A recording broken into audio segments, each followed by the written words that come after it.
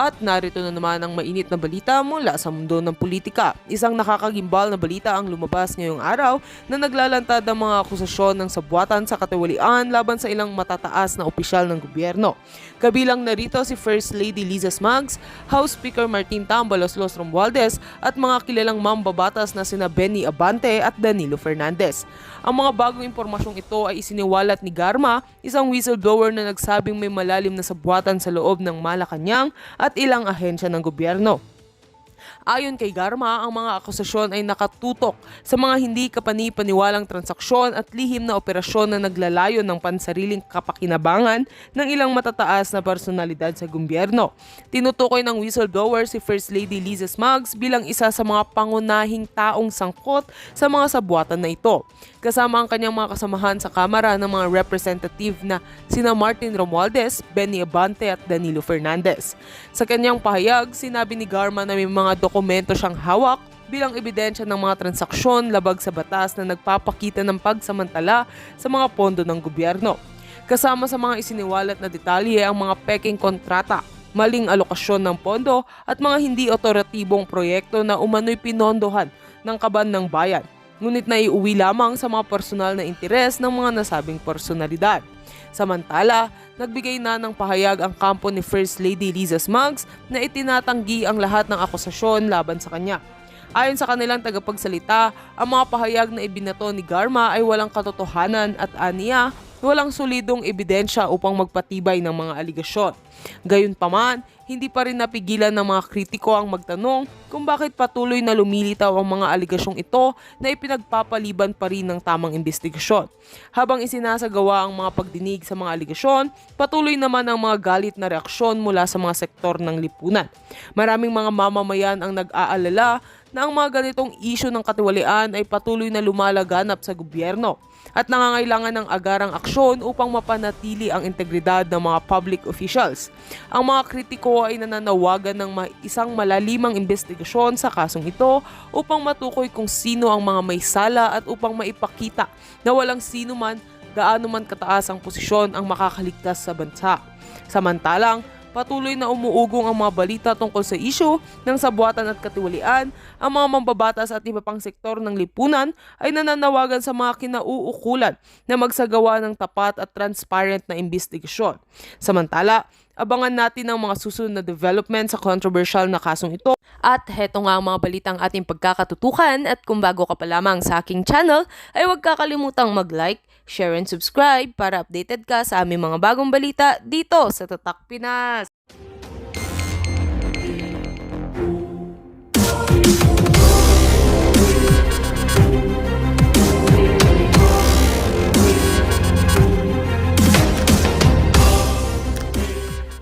Yun ho natin, sanghayon ho tayo sa mga banat nitong si Sir Ted Filon dito sa video na to. Dapat tigilan na pero tayo isang ayon, pero okay din naman, wala namang problema yan. Kung gusto nilang paabutin ng 10 years siyang tuwadcom na yan, okay rin naman ho sa atin yan. No? Lalo lang kung sumisikat ang mga Duterte, ganun ho talaga eh. Pag kung kailan nyo minamaliit yung isang tao, kagaya nitong si Tatay Digong, yung tipong talagang gusto ho nilang ikahon, gusto ho nilang ipakita sa sambayan ng Pilipino na ganyan lang si Digong, wala naman talagang nagawa yan si Digong. Every time ho na minamaliit nila itong si dating Pangulo Rodrigo Duterte, lalo ho siyang kumikinang, lalo ho siyang tumitingkad, lalo ho siyang nagiging tanyaga, lalo ho siyang nakikilala at lalo ho siyang namimiss ng ating mga kababayan. Palakpakan ho natin itong si dating Pangulo Rodrigo Duterte. Nakita nyo naman ho, dun sa mga nag-comment, kahit dyan sa mga mainstream media, pagka ang kanilang topic at pinag-uusapan, itong si dating Pangulo Rodrigo Duterte na, nag-iiba ang atmosphere, ika nga. No, nag-iiba ho Iba ho talaga ang karisma nitong si dating Pangulo Rodrigo Duterte. Hindi pa ho yun nakuha nitong si Vice President Sara Duterte. Dito rin ho sa video na to, pasadahan din ho natin ng mabilisan. Siyempre, no, yung mga continuation noong nangyaring hearing sa Senado, napakarami pa ho nating hindi natalakay doon sa doon sa hearing na yun. Kaya subukan ho nating pasadahan ng mabilisan. Hindi na ho natin patatagalin to. Medyo mahaba-haba ang video nitong si ano bang pangalan nitong channel na to?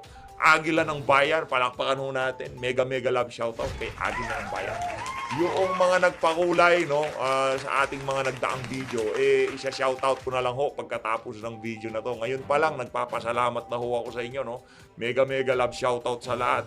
No, hindi, pasadaan na ho natin ng mabilisan yung mga nagpakulay, Eto ho, pasadaan na ho natin ng mabilisan. Grabe naman itong si ambisyosa ako. Teka lang ho, i-shoutout na ho natin. Medyo malaki-laki ho, at saka medyo dadami ho yung isa-shoutout natin sa mga susunod na araw Matatambakan na naman ho tayo. Isa-shoutout na ho natin ngayon. Teka lang ho mga kababayan. Eto ho, shoutout na ho natin mga kababayan. Shoutout dito kay The Daddy Twin Valve. Mega love shoutout. Maraming salamat ho sa pakulay. Palakpakan ho natin. Itong si Sir.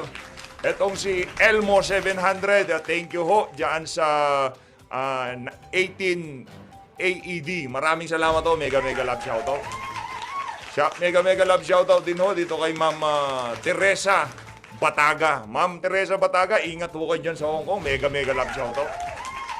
Mega love shoutout din ho dito kay JC at YNY. JC at NY. Gigi Kaparaz.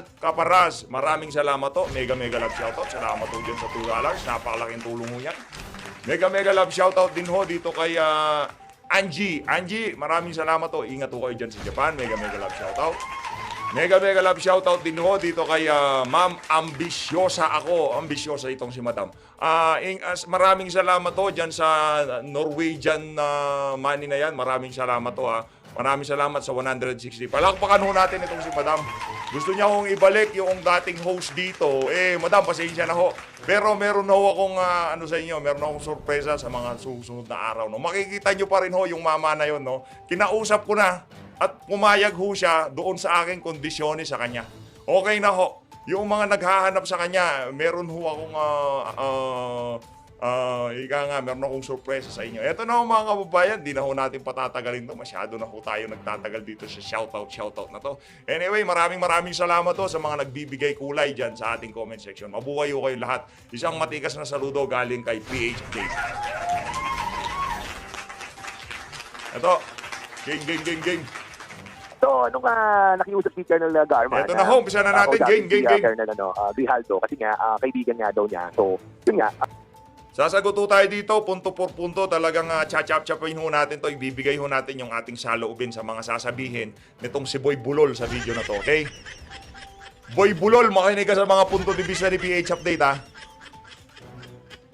Game.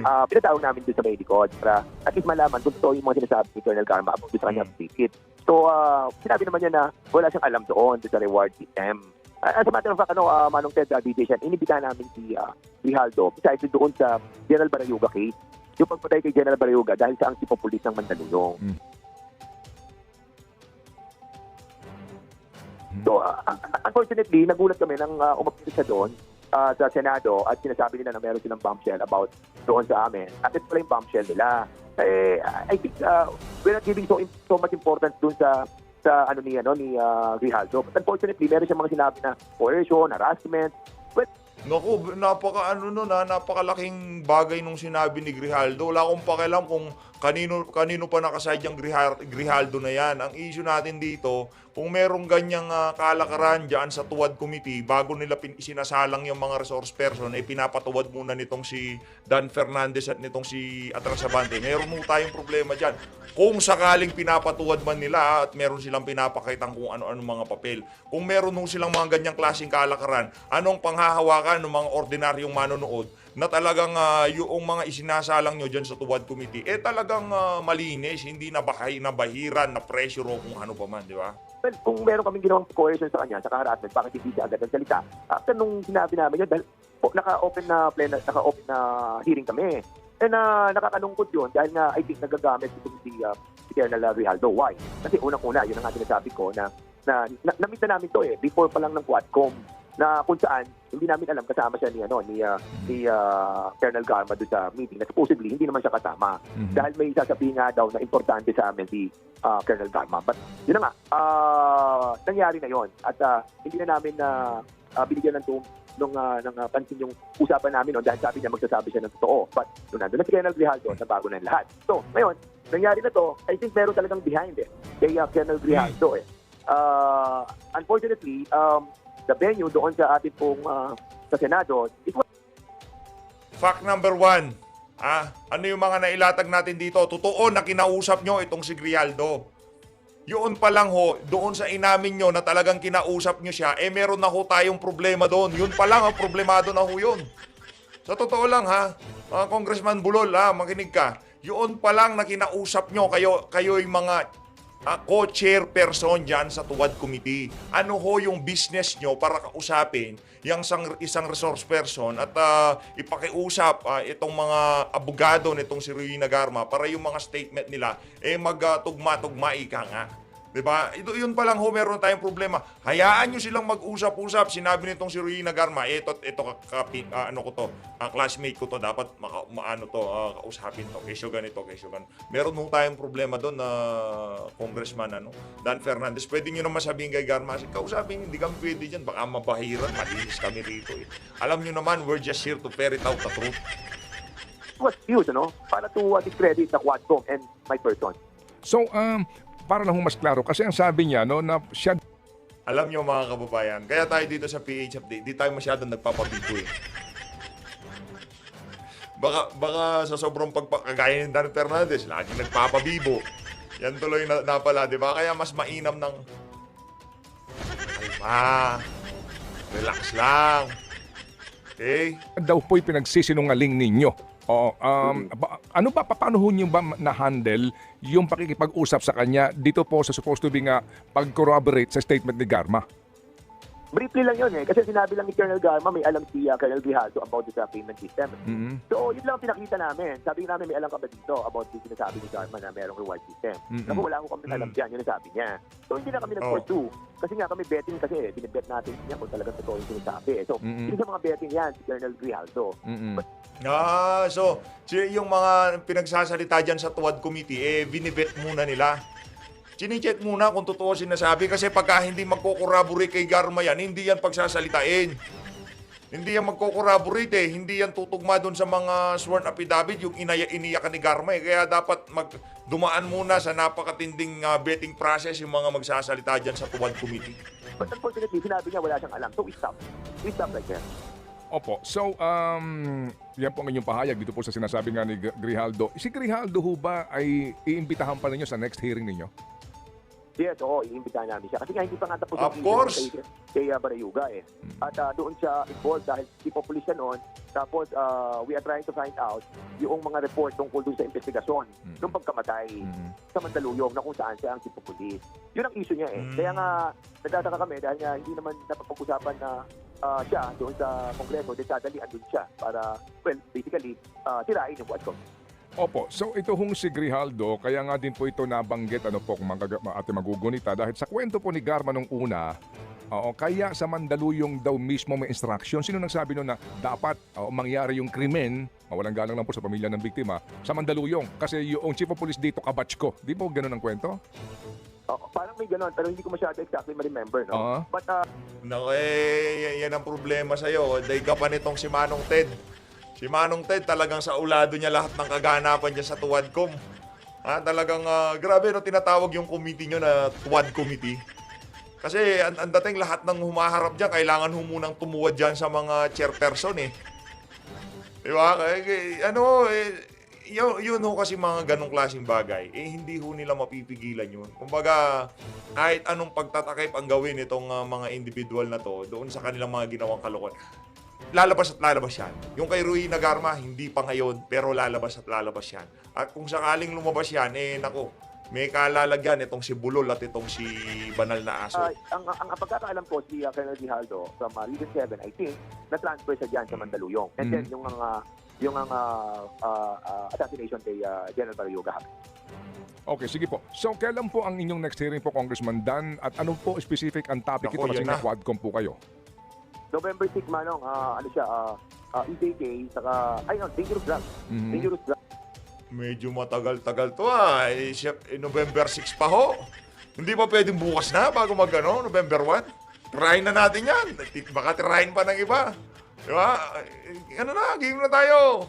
Ito si Grijaldo. Sir, mag-sick leave ka muna.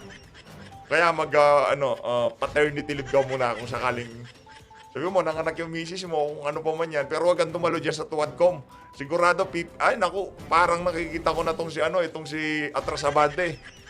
Yung baba niya, medyo nanginginig-nginig pa yan pagsasabihan ka. Yang si Paduano, magtatumbling sa gitna yan, sigurado.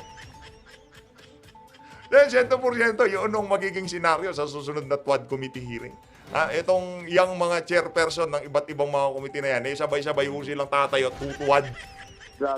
Saka, I think yan yung kila Jimmy Guban. Mhm. And then yung Pogo as well. About doon sa immigration, paano nakapasok yung mga Pogo na to. Okay. Congressman, ano po ang inyong assessment po? Kayo ba'y nanood kahapon? Kung nanood po kayo, gaano kahaba na panood po ninyo at anong parte ho ng hearing? Napanood ko yung tungkol doon sa DDS na binanggit niya na nagtayo siya ng sariling DDS. Tapos yung in-encourage yung mga Walang binabanggit na DDS, Brad. Hindi nga binanggit ni isang beses, hindi ko narinig na binanggit ni Tatay Diggs ang DDS na yan. Kayo pagka naririnig nyo yung DDS, medyo kinikilig-kilig kayo eh. Kasi alam nyo, pagka nandito kami, merong magko-content sa inyo. Kaso ang problema, pagka kino-content namin kayo, para kayong si Trillanes. Lahat ng nagko-comment sa baba, kulang na lang kung pwede lang kayong duduraan kayo eh. Di ba? Hindi, pasintabi ho sa mga nagmimerienda habang pinapanood ito, kumakain, naghahapunan, nag-aalmusal, nagtatanghalian. Pasintabi ho, nangingi ako ng dispensa sa inyo. Pero yung mga kababayan natin, kung pwede lang, di ba, itong mga individual na to, talagang babanatan nila to, turaan nila sana sa mukha eh. Kasi ang bababoy ho nila, kakausapin mo, source person, how dare you, Brad? Bakit nyo ginagawa yung kababuyan na yan?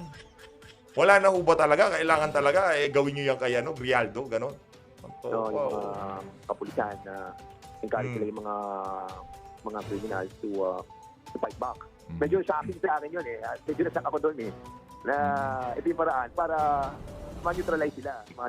Oo, okay lang yun. Ayaan nyo lumaban yung mga kriminal para maubos na. Kaming mga mababait na individual natatakot kami paggabi. Oo. Ikaw ba, sa bagay, yung mga anak mo o yung mga kamag-anak mo, meron nga palang mga service. Magaganda yung sasakyan. May mga, di ba, hindi basta-basta malalapitan. No? Anak yan ni congressman, di ba? Pero kaming mga, ordinaryong Pilipino, takot kami sa karsada. Kasi commute kami. Di ba? Pero kayo, gaganda ng mga chikot nyo. Tapos mga tawag dito, mga naka-bulletproof pa yan. Kaya ang yayabang yung protektahan ng kapakanan nitong mga kriminal na to. Ako, I encourage you. Ika nga ni Tatay Digong, lahat ng mga masasamang elemento, pag matitiklo na kayo, lumabang kayo. Hablutin nyo kung mahahablot kayo. Para once and for all, matapos na yung istorya nyo sa daigdig na to. Kasi lahat tayo binigyan ng pagkakataon. Choice natin ang lahat ng gusto nating mangyari sa buhay natin. Choice natin maging masama, choice natin maging mabuti, choice natin maging pogi. Lahat yan, choice natin yan. Di ba? Gaya kung ang pinili mo maging masama, choice mo yon. Kung magugurgur ka, naku, walang problema, choice mo yun eh. Ganun lang naman ang buhay. Diretso lang, wag nating ito kasi mahilig magliku-liku itong mga to. Kasi yung karapatan daw ng mga kriminal. Anak man daw, kriminal yun eh. Ako, I encourage them to fight back. Hablot, kuha, laban, makipagkurutan, makipagsampalan. Lumaban kayo pag may matitiklo na kayo para matapos ng paghahasik nyo ng lagim sa mga ordinaryong Pilipino. Sila ng mga kapulisan. So, basically, kung titignan mo, merong may infusion eh. May infusion yung encouragement sa mga pulis na parang to fight back. And isa pa, yung mga taking mga bad words, well, I think we have passed through that era eh. Yung mga pagmumura, and we want to put back the moral decency on the public officials, no? Yun, palakpakan natin, moral decency daw. Yan ang nga ba sinasabi ko. Wag mo akong paandaran, Dan Fernandez, ha? Moral decency, walang humpay na pamimigay ng ayuda. Moral decency, hindi nagmumura pero liquidation by certification. Moral decency, hindi nagmumura pero yung 5,500 flood control nawawala. Moral decency, yung mga ordinaryong Pilipino takot lumabas sa karsada. Moral decency, nagkalat ang illegal na droga sa karsada. Doon na ako sa nagmumura, langya ka. Kay Tatay Digong na ako. Ibalik daw yung moral decency. Sabi ko naman sa'yo, magbabackfire lahat ng sinasabi mo dito sa interview na to. Sino ang pipiliin nyo? Etong mamang palamura, talagang pagka yan medyo hindi magandang kondisyon, talagang mabibira ka na mabibigat na mura niya. O dito sa napakadisente, pagka nakatalikod naman, sumisinghot pala ng pulburon. Itong palamura, walang malalang baha. Yung mga flood control, may krudo, talagang gumagana, hindi nasisira. Etong isa na to, hindi nagmumura, pero sa likod ng camera, pagka nasa kwarto na lang sa Malacanang, sumisinghot ng pulburon. Sakit nun. Lalo na yung may pinitig pa. Magdudugo-dugo ilong niya doon, sigurado. During that time, talagang naging parang ang dating natin lahat, gano'n eh. But of course, sabi nga kapag leader ka, everybody will follow di ba? But this time, I think marami na nanonood ng mga Gen Z, ng mga kabataan. And they are talagang agas, sa mga ganong klase ng mga words. And ako, Speaking of Gen Z, mahulog yung kubyertos, kaya nahulog yung kubyertos. Nahulog ang cellphone ko, nahulog. Meron laging meron lagi silang ganong word na sinasabi. Yung pagmumura tayo hindi lang tayo nasanay. Pero tayo, kung doon nyo na-express yung inyong mga saloobin, putrage, sabihin nyo, by all means, magmura kayo, wala akong pakialam sa inyo. Wala akong pakialam kasi iba-iba tayo ng pinanggalingan, iba-iba yung pagpapalaki sa atin. Ako, hindi lang ako sanay. Pero pagkagalit, mapapamura tayo. Pero yung ordinaryong reaction video lang, hindi tayo basta-basta nakakabitaw ng mga ganun salita. Kaya ko naman i-express yung mga nararamdaman ko kahit na sobrang frustrated na tayo sa mga salitang pwede nating sabihin, maliban sa mura. By all means, sa mga Gen Z, nahulog yung cellphone, nahulog yung cellphone ko, nahulog yung kubyertos, nahulog yung kubyertos. Babatiin ka lang, parang tagal na nating di nakita. Normal ho yan! Huwag kayo magpaka-hipokrito para naman kayong tanga. personally, kapag nangyari sa Kongreso yan, I will move to strike that out in the record of the Congress. Kasi nga, mababasa yan ng mga kabataan sa mga susunod na dalin-dalin. Congressman, kahapon po sumipot si Mababasa daw ng susunod na henerasyon. Hindi pa nga nababasa, ginagawa na, anak ng tokwa. Loko-loko ka ba? Punta ka sa daan, babatiin ngayon, para kumusta ka na, tagal na natin di nakikita. Para pumapit ka, para bago sa sakyan mo si Muking, si Ma'am Irmina Espino. Kumusta po ang inyong imbitasyon sa kanya? Pero kahapon po in the Senate, siya po sumipot doon at pinagsalita. Yes, kung sumipot siya doon, dapat sumipot din siya sa amin. Kasi very important siya. Dahil nga siya yung pinanggalingan ng pera papunta kay Peter Parungo. Hindi nga yan tumatanggap ng pera. Loko-loko ka talaga. Ni minsan, di raw tumanggap ng pera yan si Muking. Scheduling lang sila. Kumbaga sila umaayos ng schedule ni Tatay Digong nitong si Senator Bongo. Ito talaga si Mamang... Ito talaga si Boldstar, lalabas mo putotoy mo, ganon. Manya ka, Next hearing, labas mo si Junior para talagang makita yung pagiging bold. At yung Peter Parungo, hanggang ngayon, hinahanap yan dahil sabi, doon dumadaan yung pera. And we need to find out kung kanyang mga accounts sa Petrobank, PS Bank, saka BPI.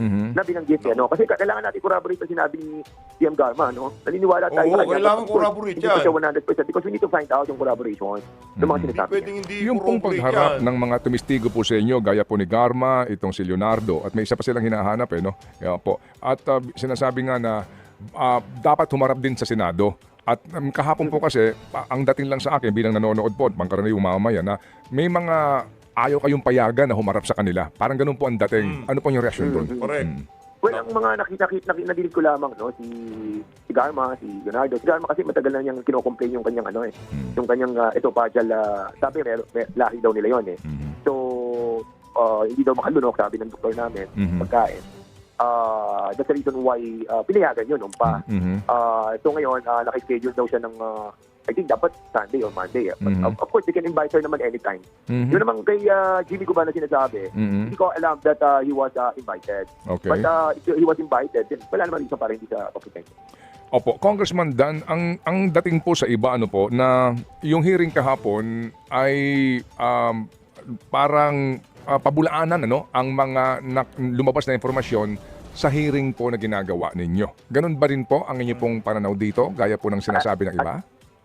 Ano po, Yung hearing kahapon basically po ano po ay para pabulaanan no yung mga informasyon na lumabas sa inyong hearing. Opo, ganun Yeah. po. Opo, ganun po ang direksyon. Sa pananaw ng iba ha, ang direksyon na naging hearing kahapon. Ano po inyong take doon? Yun, kasi nga kaya nga sinasabi namin kapag akusado ka or you are being accused of something, mahirap na talagang maging part ka ng investigation. Para kasing member ka ng jury and at the same time ikaw ay akusado, I think it will not work out. And that's the reason why ganun na nangyari doon sa Senate. But it's their own rules eh. It's their own Okay. procedure and we cannot go against it. Pero ang sabi ho naman ng iba, kayo naman dyan sa House, yun din naman ang inyong agenda. Opo, na talagang dikdikin ang dating Pangulong Duterte kasama po ang kanyang mga kaalyado dito nga po sa issue on EJK. Ano po ang inyong take doon? See? Maging yung mga kababayan nating nagkukomento dito kay Manong Ted Filon. Ano kasi, hindi ho natin pwedeng sabihin na we're just here to ferret out the truth in aid of legislation para hindi na maulit. Alin hindi na maulit? Yung pag-upo ng isang Duterte sa Malacanang? Naku, yari ho tayo dyan. Magkakaalaman at magkakaalaman, malalaman ng sambayan ng Pilipino kung ano nga ba ang pakay ng mga walang yang congressman to dyan sa kanilang tuwad committee na yan sa House of Representatives. Yun ang ate sigurado dito. Lloyd. Yun naman po sa amin kung yung mga nababalitaan natin dati, mga chismis about sa mga patayan, bayaran. Now na may nagsalita, we have to pursue wherever it takes us, as long as there are people na nagsasalita and nagko-corroborate. Remember, ang nagsalita una dito yung mga PPL. Kasi sinabi nilang may binayaran sila ng higit 1 milyon. Nakatong pa yung 1 milyon, 3 milyon yun. Tapos it was corroborated by Warden Padilla, nila Jimmy Fortaleza. Tapos kinorroborate ngayon ni Teka lang. Lahat ng binanggit mo na yon, si Fortaleza, Padilla, lahat yon nangangatugang tukot pagka kinakausap nyo. Tayo, minsan, hindi na natin kino-content kasi nauumay ho tayo sa mga kasinungalingan nitong mga ano. Pero next Tuwad Committee, susubaybayan ho talaga natin yan. Kung pwede ho nating i-live commentary yan, ila-live ho natin para mabigay ho natin yung ating mga punto de vista. ni Colonel Garma and ni Commissioner Leonardo. So basically, dumidiretso eh. Ngayon, kung ang sinasabi nila is something that medyo may politika, I think it's not there. Kasi nga, yung ating mga biktima din dito at ang dami pala, hindi pala 7,000, it's running around 20,000. Kaya, yun ang nakakabahala sa atin. Opo. Congressman, ito po. Kasi may mga nagpapanukala ng Truth Commission dito sa nangyari pong madugong war on drugs, no? May mga ganun. Pero ngayon po, dalawang kapulungan ng Kongreso is exerting effort and consuming too much time, no? Opo, sa gobyerno, sa hearing na ito sa iisang subject matter. Meron pong pananaw na pwede bang itigil nyo na pareho ito, ipaubaya, wag na sa komisyon kasi panibagong gasta yan, sa DOJ na mismo. Para po ang DOJ, mangalap na po ng impormasyon at kung matibay, isang pa na ang kaso. After all, yan din ang challenge po ng dating presidente. Kasuhan nyo na ako. What do you think? Tama yun. Kasi nga, kung matatanda mo yung ating pong Ibibida, sinasabi dito, itigil na, tapusin na. Kumbaga, ano ba yun, tawag doon? Adjourn na o ang tawag doon? Terminate na yan. Di ba? I-terminate nyo na yung hearing na yan. Ibigay nyo na sa DOJ. Kaso hindi yun ang script. Hindi yun ang just stick to the plan. Ang plano, patagalin yan hanggat pwedeng patagalin. ng partial report, no? Sayang yung budget eh. Sa Solicitor General. Yung preservation asset ng mga companies na hindi naman mga Pilipino. Inano namin yung ginawa na po namin yan. And secondly, ito na, susunod na po natin yung tinatawag po natin mga reports, no? Mga partial reports din about our recommendation. And we're about to, ako tingin ko, no? Persado kayo ngayon. Sa kampanyahan eh. So basically, talagang kailangan nating tapusin. Okay. Persado ho sila ngayon na itigil na yung kabalbalan nila dyan sa House of Representatives. Ibang klase talaga. Ito pong pag-hear natin. Okay, sige po. So, sa panghuli po, Congressman Dan, ano ang inyong mensahe dito po kay Colonel Hector Grijaldo? Kung sakasakali po na nakikinig ngayon po sa aming pong programa o kaya po maaari niya mapakinggan itong mensaheng ito. Well, ako sa akin, ang sa akin lang, huwag na siya magpabida kasi hindi naman siya, well, nakakalungkot lamang na nagsalita siya ng gano'n, ng coercion, ng harassment. Kailangan i-prove niya yan. At of course, we will take action on that. I heard na, hindi ko alam kasi, pero parang balita ko, na-suspend siya eh. And I have to check it out. Kung na-suspend siya, if it is this way para maka-get even siya sa amin, huwag naman sana. Kasi meron mga namatay na tao dito, ang dami. Kaya I hope din lang ang tingnan niya. Ayun na nga mga kababayan, commentary ako kayo dyan sa mga punto de vista na yan. Itong si Dan Fernandez. Lipat po tayo dito. Ito hindi po natin napanood dito eh. Yung pagtatanong ni Senator Bato de la Rosa dito kay dating Pangulong Rodrigo Roa Duterte. Panoorin po natin. Senator De La Rosa. Mr. Chair, I would like to share also my own personal experience. Pagdating dyan sa mga words ni President Duterte na sinabi niya, yung pananakot niya sa kriminal na pag kayo, Dan, makinig ka, Dan, ha? kayo mga pulis na involved kayo sa kidnapping, involved kayo sa droga, involved kayo sa hold-upan, papatayin ko kayo. Yes, sinabi niya yan. Sinabi niya yan. At itong mga pulis na ito na namamatay din, namamatay sila during operation na kinandak sa kanila dahil lumaban talaga sila. Hindi naman pupuntahan mo lang yung pulis para barilin.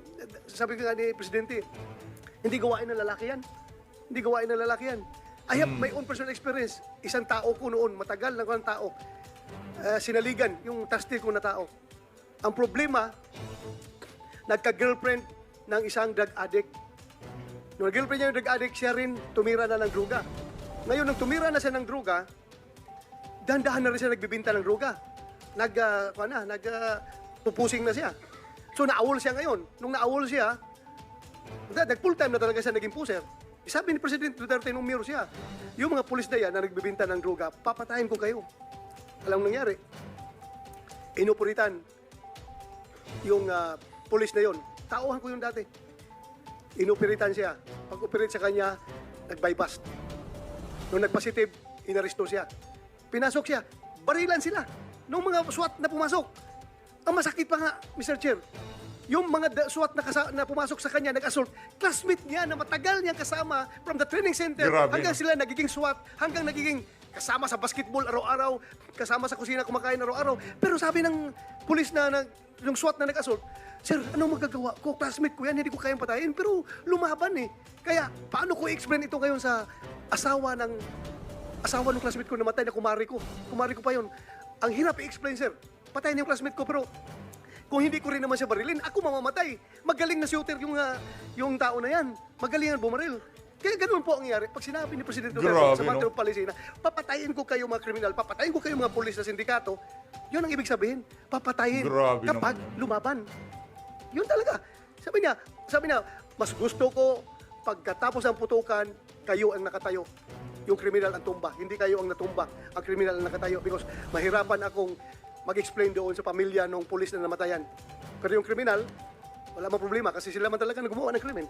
Kaya kung lumaban, ang mahirap kasi, pagka kinuha natin yung word palagi na yung intimidation na ginagawa ni Presidente sa mga kriminal, pang-intimidate lang yun. Kaya nga, ang ganda ng Davao City dahil takot talaga pumasok ang mga kriminal doon. Sabi Correct. nga, pag kayo kriminal pumasok sa Davao City, hindi kayo makakalabas dito. Kaya takot sila. That's intimidation. Pero yung pag-implement ng sinasabi na papatay ko kayo, walang pulis na gago na graduate ka ng public safety basic recruit course na tinuruan ka ng police operational procedure, tinuruan ka ng mga lahat-lahat ng mga rules of court doon sa training mo, tapos Tapos ganun gagawin mo. isalvage mo yung tao? Walang pulis na Bali. ganun. Ako naniniwala ako, walang pulis na nasa matinong kaisipan ang gagawa. Doon sa mga aligasyon na dito sa mga professional yan eh. Ano nila yan? Kumbaga, pero naniniwala tayo, merong mga scalawag. Merong mga ninja cops kung tawagin, no? Yung yung tinutukoy nitong si Senator Bato, yung girlfriend nila, talaga hong yung pag-ibig na yan, pagka hindi nyo na hindi nyo na alam ang pag-handle dyan. Lalamunin kayo ng pag-ibig, no? Yung girlfriend niya, nagbato na rin siya. Ayun, yariho. Tiklo siya, ngayon bato na siya. May pinag-aralan ng pulis eh. May pinag-aralan yan. Kahit sabihin pa si Presidente na, barilin mo diretso ha. Sumisingkot tayo ha. Sumisingkot ho tayo dahil hindi tayo nagpupulburon. Malamig lang ho sa pwesto natin. Kaya parang sinisipon tayo. Nahawa ho tayo nito si Keso. Di ba si Chis Escudero nung isang video natin, yun, kakalapit kong ganyan sa kanya, nakawan na ako. Barili mo dito. Hindi susundin ng pulis yan. Dahil alam nila what is tama at anong hindi. Kaya, palagi lang na may misinterpret, na may misquote yung kanyang mga hyperbole, yung mga superlatives, yung mga ano pa yung mga pinagsasabi ng Presidente, just to send the message to the spine of the criminals na takutin sila. Yun po ang technique niya. Magaling yan siya sa magaling yan siya sa saywar eh. Magaling siya sa Saywar, magaling. pag-iintriga Real talk. hanggang yung mga kriminal mismo magbabarilan. Sila na lang mismo. At yun na ginawa niyang double death squad, yung mga kriminal na Strategy. nagbabarilan. Salamat sa inyo. Correct. At wala nang trabaho yung pulis. Kayo ng mga kriminal nagbabarilan dyan sa Davao City. To complete your story, Senator Bato, yung sa tauhan mo, if you can remember the time frame? Time period, Nakalimutan. anong month, anong year? Di ba? Sige pa, para lang Sige lang, mag-research na tayo. Ipagpaparesearch na ako kung anong year yun. Mi- Paparesearch ko. Mr. President, one last question from me. I don't know yung mga colleagues ko, meron pa. Meron pong footages kasi na, katulad ng sinabi ko kanina, yung sabi mo kung pwede kayong ma-misinterpret na in-encourage nyo patayin pero dinudugtungan nyo ng kung manlaban, ganun. Pero sabi mo rito, may 3 million ako sa mga drug lords, itong terrorizing, supervising na drugista 2 million, second echelon 1 million, ordinaryo 50,000. Did you actually fulfill itong mga rewards na sinabi nyo po? Kahit na doon sa pwede nyo sabihin na pasok sa inyo sinabi na napatay mo kasi self-defense. Did you actually give rewards like this, Mr. President? Istorya lang yun, sir. Kung pulis Alam ko pa ano natin. Akala nyo, makakaisa kayo sa akin. Hindi kayo makakaisa sa akin, sabi ni Tatay Digo. Hindi, ito na. Doon lang. Kung may pinatay siya tapos sabihin niya, sir, sana yung sinabi mong reward? Mumurahin kita. Putang ina, trabaho mo yung magpatay tapos magkubra. Ano ulit ito? Kahiro mo? Trabaho mo yun. Magpatay ka pa ng patay. Yan ang trabaho mo. Kaya ka binibigyan ng baril. Ang ibig kong sabihin, patayin ninyo yung masasamang tao, kriminal. Wala akong sinabi na pumatay kayo ng inosente. Alam nila ng lahat. Yan sila. Naggalit ako pag Gigil ikaw eh. ang pulis, nag-abuso at may nagsumbong sa akin na binugbog ka ng pulis o pinatay mo yung asawa niya, putang ina kang pulis ka, may problema ka sa akin. Either maglayas ka, alam nila yan. Pag hindi, maabutan kita. Saludo kay Mr. Tatay Chair, Digo. Saludo. just to add to the Sige, statement go of ahead. President Duterte. Yung sinasabi niya na pera, amount na ganito, ang may understanding to that is kasama yan sa fear factor na gusto niyang i-inject doon sa mga kriminal. Tingnan nyo, nung in-announce niya na meron kang babayaran ko yung drug lord, sabi niya 1 million o iba-ibang prices, iba-ibang amount. Tingnan mo. Saywire nga siya. Saywire Kung nga saan siya. napunta ang pinakamalaking drug lord sa Cebu, si Jaguar, lumayas. Nagtago dito sa Las Piñas. Hanggat dito nakuha sa Las Piñas. Yung mga drug lord sa Iloilo, si Udikta, saan nagpunta? Udikta. Pumunta dito sa Manila. Natin yung pangalan na yun. Kasi natakot sila. Natakot talaga sila, Mr. Chairman. Pero kung sinabi mo na actual na binigay yung pera na yan, na pangtakot, na kung may napatay, ibinigay, I don't know. Tanungin natin si President Duterte kung binigay ba niya kung may namatay. Hindi, kasi- Pero ang alam ko, pangtakot lang niya yun. Kaya naglayasan yung mga drug lord dito sa Pilipinas. Ngayon, nang wala na si President Duterte, bumalik na naman. Andyan na naman sila ngayon. Continue yung kanilang trabaho, yung kanilang negosyo. Kaya Hindi nila nakuha yung style ko, sir. Hindi ako magsabi magbigay ako bounty. Ikaw yung kriminal. Criminal A, 50,000. Sabihin ko, ang pulis ang bigyan ko, 50,000, sigurado mahulihan ko. Kung sabihin mo lang 50,000 doon, wala. Pero sabihin mo, ibigay mo yung 50,000, no? Hanapin mo. Pag lumaban, patayin mo. Alam nila yan kasi dumaan yan lahat sa akin. Instructor ako sa criminal law, pati criminal procedure. Dumaan yan sila sa akin either sa klase or lecture. Alam nila lahat. Alam nila lahat kung papaano pumatay ng legal at papaano pumatay na makukulong ka. always in the fulfillment of duty when your life is in danger. Alam nila yan. Pagka-pulis ka, hindi lang basta-basta bumaril ka dyan. Only when you are enforcing the law at sabihin mo mag-surrender ka, pag ayaw mo mag-surrender, lapitan mo, you must overcome the resistance. Pagka nakaputukan kayo, sinasabi ko sa IAS at sabihin ko uli ngayon, ang sinasabi ko sa pulis, huwag kayo umuwi dito sa o mag-report sa akin na may tama ka. Galit ako, sabihin ko, bakit ikaw ang tinamaan? Putang ina. Anong klaseng pulis ka na? Alam nila yan. Yan sila na puro na dumaan ng tipo pulis yan. Alam nila yan. Ayaw, Senator, ayaw kong makita yung pulis ko na matay. Kasi naaawa ako sa mga byuda. Kaya lahat, alam na, ito, nandiyan yan sa lahat. Lahat ng pulis na mamatay sa Davao, pinupuntahan ko talaga. At yung mga byuda nila, ayan sila, nandito harap-harapan. Yung mga byuda nila, ginagawa ko casual sa City Hall para may pundo lang pagkain. Talungin mo yan sila isa. Ganun yan. Pag nagsuspende ang pulis, nung mayor ako, wala na yung sweldo, ako ang nagbabayad. At pagpabay kaso, ako ang nagbibail ban. Pero kung abusado at kriminal, alam nila, napapatayin ko talaga sila. Alam nila yan. Palakpakan ho natin si Tatay Tigo. Ang sarap. Ang ganda ng mga litanya niya na yun. Okay na sa akin yan. Medyo mabulaklak ang bunga nga, pero yung mga kriminal takot. Kaysa naman yung di nagmumura. Pero, di ba, pagkatalikod na yung sumisinghot ng pulburon. Ako. Alam ng buong Davao yan. Huwag na tayo ang pulahan.